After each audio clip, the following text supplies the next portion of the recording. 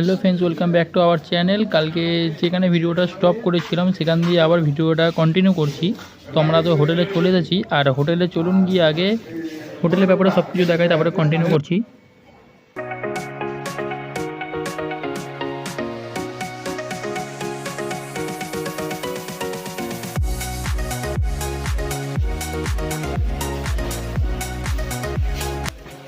আপনার হোটেলে দাদা পুরো নামটা বলুন। Hotel young. আপনার গেস্টদেরকে আপনি কিভাবে হেল্প করুন বলুন। সবথেকে ব্যাপার হচ্ছে গেস্ট বাইরে থেকে আসি, গেস্ট ঘুরতেও আসে।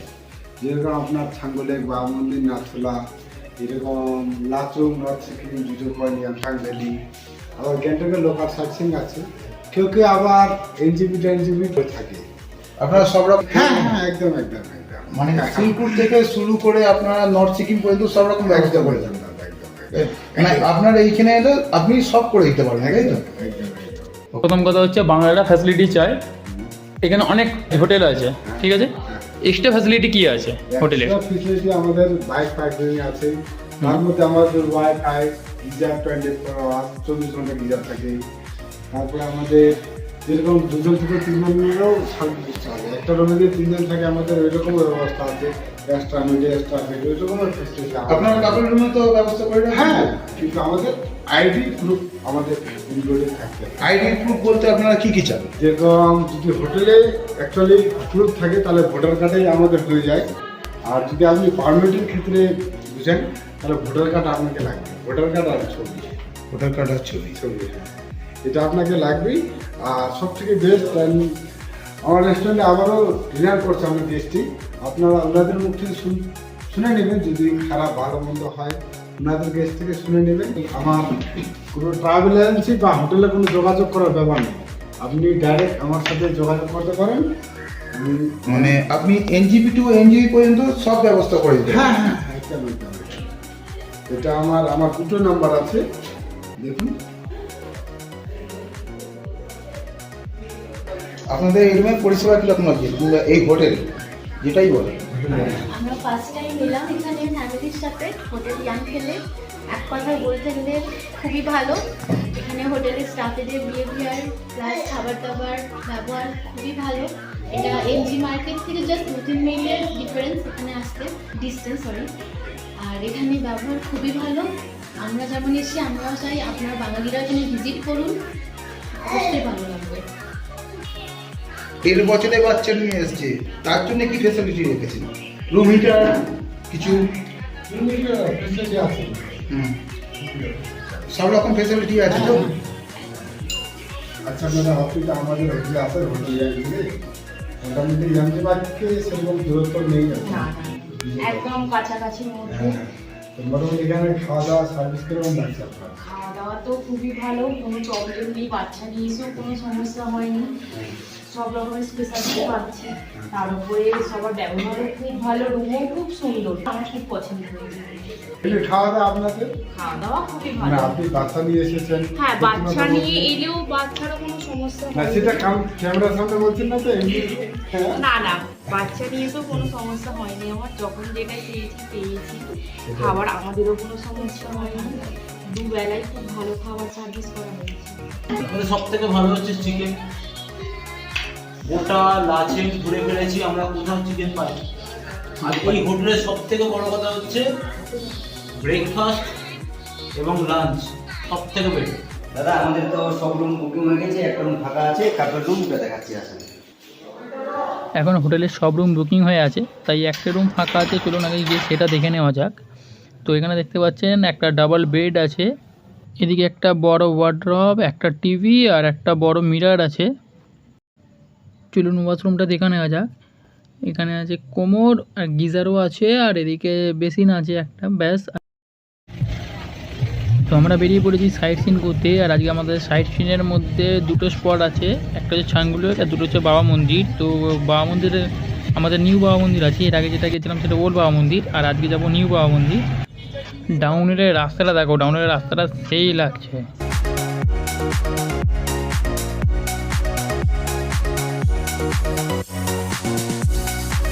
ছাঙ্গুলেকে যাওয়ার জন্য এখান থেকে পাস কাটতে হবে, আর পাসে পার পার্সন 10 টাকা করে নেবে। তো এখান থেকে পাস কাটা হয়ে গেছে আমাদের, তো চলুন যাওয়া যাক।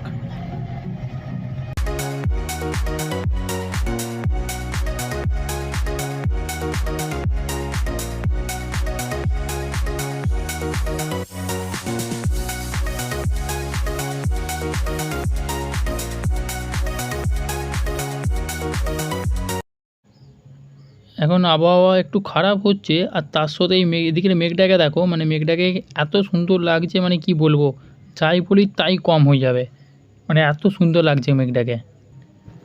আর এদিকে দেখুন, এদিকে মানে একটা অসাধারণ ভিউ, মানে ভালো লাগছে বেশ ভিউটা।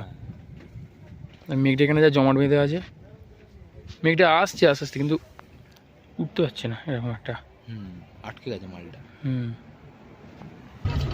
এখান থেকে ছাঙ্গুলেক আর বেশি দূর নয়, এখান থেকে ছাঙ্গুলেকের ডিস্টেন্স হচ্ছে 11 কিলোমিটার, আর এখান থেকে বাবা মন্দিরের ডিস্টেন্স হচ্ছে 27 কিলোমিটার। তো চলুন ছাঙ্গুলেকে গিয়ে কন্টিনিউ করছি। তো আমরা ছাঙ্গুলেক চলে এসেছি, আর সামনেই দেখতে পাচ্ছেন একটা ইয়াক চলছে। তো আমরা এখন ছাঙ্গুলেকে নামবো না, আমরা এখন ডাইরেক্ট যাব বাবা মন্দির। বাবা মন্দির ঘুরে এসে তারপরে ছাঙ্গুলেক ঘুরবো। তো সাইডে দেখছো কত ইয়াক বরফে ভর্তি। ছাঙ্গুলে পুরো আইস হয়ে গেছে, লেগা দেখা যাচ্ছে না। এখান থেকে বাবা মন্দিরের ডিস্টেন্স আর 4 কিলোমিটার, আর সামনে দেখো পুরো সাদা হয়ে আছে বরফে। আমরা চলে এসেছি এখন নিউ বাবা মন্দির, আর নিউ বাবা মন্দিরের গেটের সামনে আমাদের ভারতের জাতীয় পতাকাটা উড়ছে, দেখুন কি সুন্দর, আমাদের গর্বের পতাকা। মানে দেখে তো একটা প্রাউড ফিল হচ্ছেই, তবে কার হচ্ছে জানি না, আমার তো একটা খুশিতে একটা সেই গায়ে কাঁটা দিয়ে দেওয়ার মতো একটা আলাদাই একটা ফিল লাগছে পতাকাটা দেখে।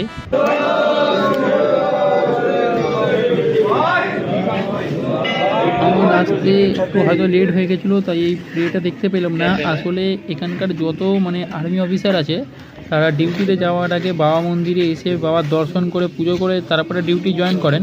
তো এই পুজোটাই হচ্ছিলো এখানে, আমরা দেরি করে আসায় এইটাই যা মিস করলাম।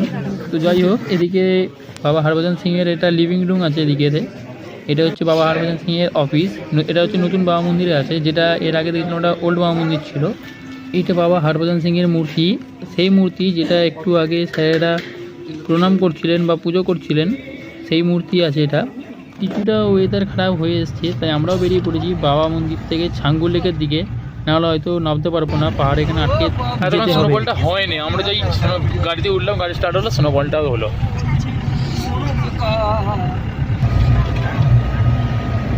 বাবা মন্দির হওয়ার পর ছাঙ্গুলেক হওয়ার পর ডাইরেক্ট গ্যাংটকে আজকে শেষ।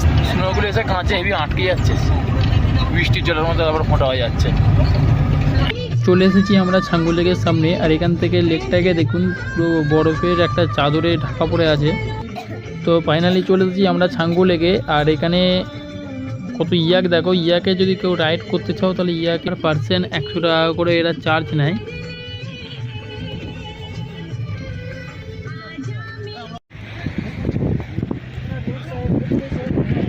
ছাঙ্গুলেকে স্নোবল হচ্ছে প্রচুর ঠান্ডা পড়েছে, মানে হেভি ঠান্ডা এখানে।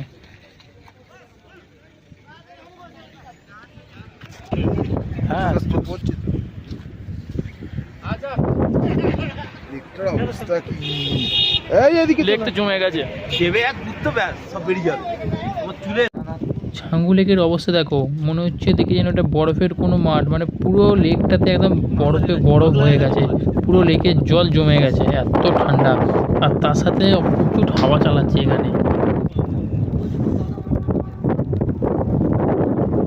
ছবি কেটে যাচ্ছে, হচ্ছে না, ভিডিও আসছে না ঠিক, এত দূর তো।